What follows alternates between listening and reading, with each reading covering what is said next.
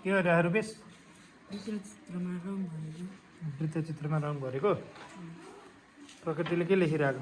वैदेशिक रोजगारीमा जाने व्यक्तिहरूको औसत गतिको उमेर निकाल्न खोजेको। प्रवीणले के बनाइरहेछ?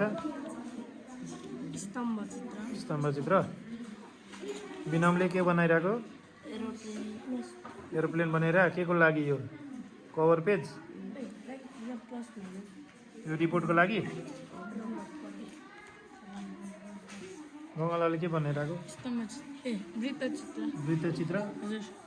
दिपले स्तम्भ चित्र। देवलालले के बनाइरहेको?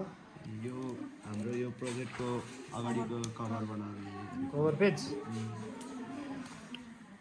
गौरवले के बनाइरहेको? हिसाब गरिरहेको। हिसाब के निकालिरहेको? कोण? रविन्द्रले स्तम्भ चित्र बनाइरहेको। पुष्पाले के बनाइरहेको छ? स्तम्भ चित्रमा रङ लाग्छ। स्तम्भ चित्रमा रङ भरेको।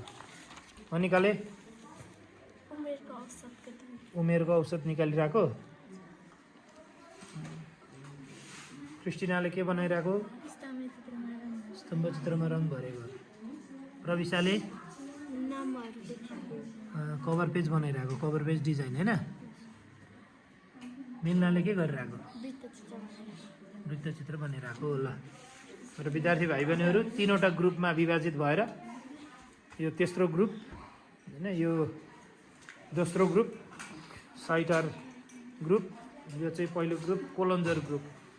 विद्यार्थीहरूले वैदेशिक रोजगारीमा रहेका मानिसहरूको विवरण सङ्कलन गरेर अहिले परियोजनाको लागि रिपोर्ट राइटिङ काम गर्दैछन्, रिपोर्ट बनाउने काम गर्दैछन् र यसलाई भोलि विद्यार्थीहरूले कक्षा कोठामा प्रेजेन्ट गर्नेछन्, कक्षा 8 का विद्यार्थी भाइ बहिनीहरूले।